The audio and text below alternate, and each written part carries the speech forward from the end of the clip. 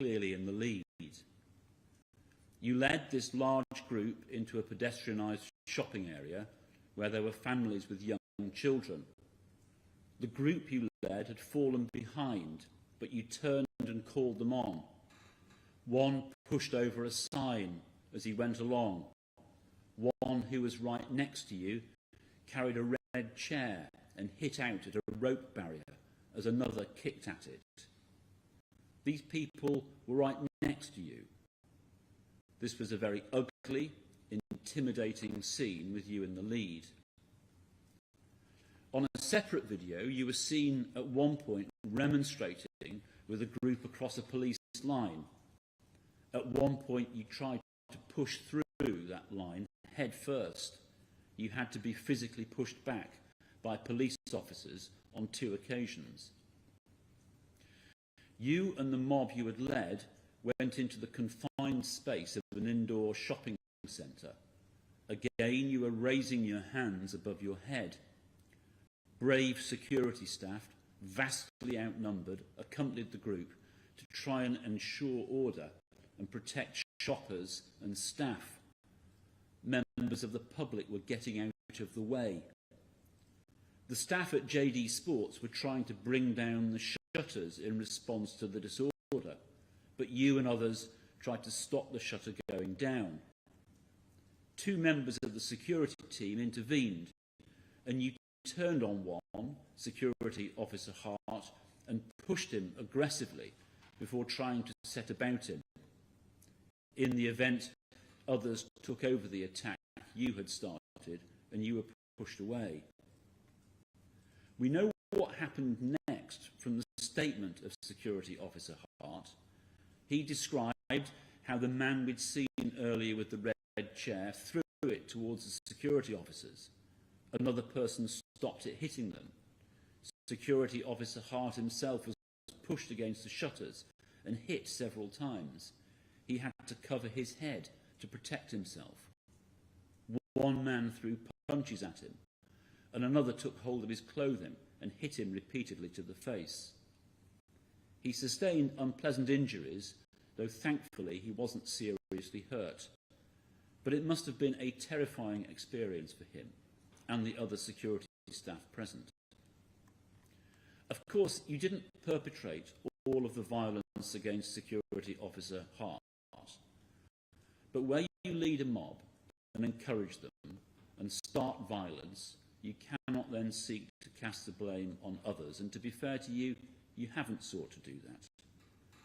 Because when you join in mob violence, you bear your share of the responsibility for what the mob does. What happened next is again the subject of video footage. You were then seen close to the cenotaph.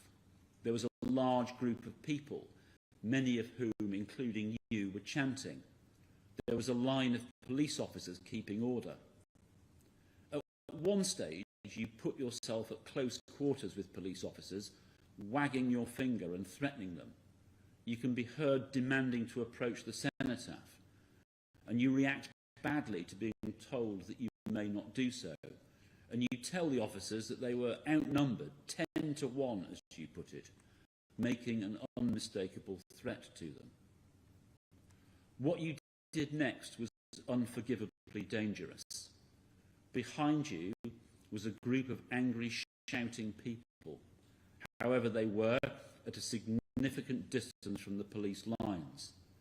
You chose to turn your back on the police and face the mob. You shouted to them to the effect that the police would not let you through, and then with your arms you beckoned them on to breach the police lines. The crowd moved forward in response, and we hear the shout of missiles as at least one item was thrown at the police. Your aim was clear. You wanted to create a serious, violent and dangerous incident. Despite the obvious danger to them, the officers were completely professional. Thanks to their skill and professionalism, and despite your best efforts, your actions did not result in serious injury to others at that time.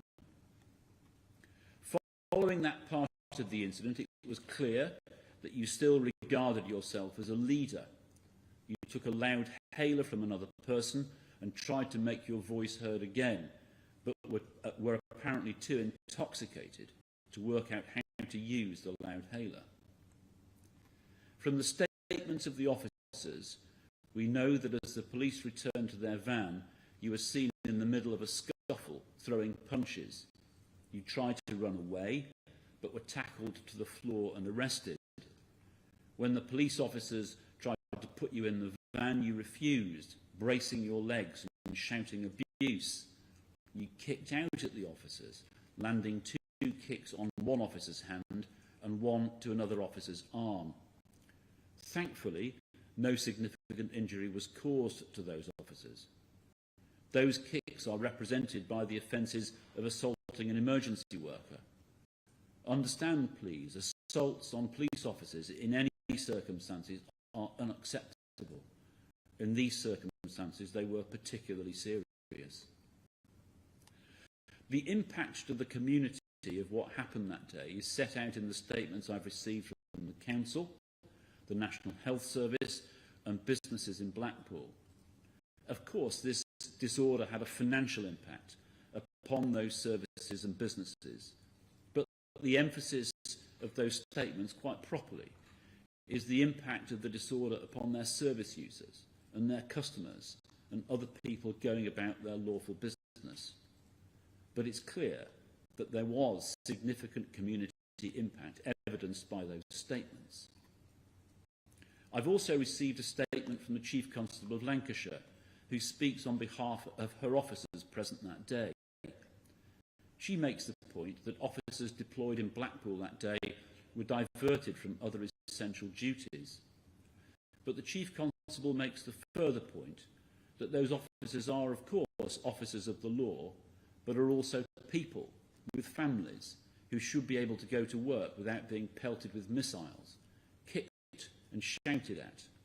They are, as she points out correctly, victims like anyone else.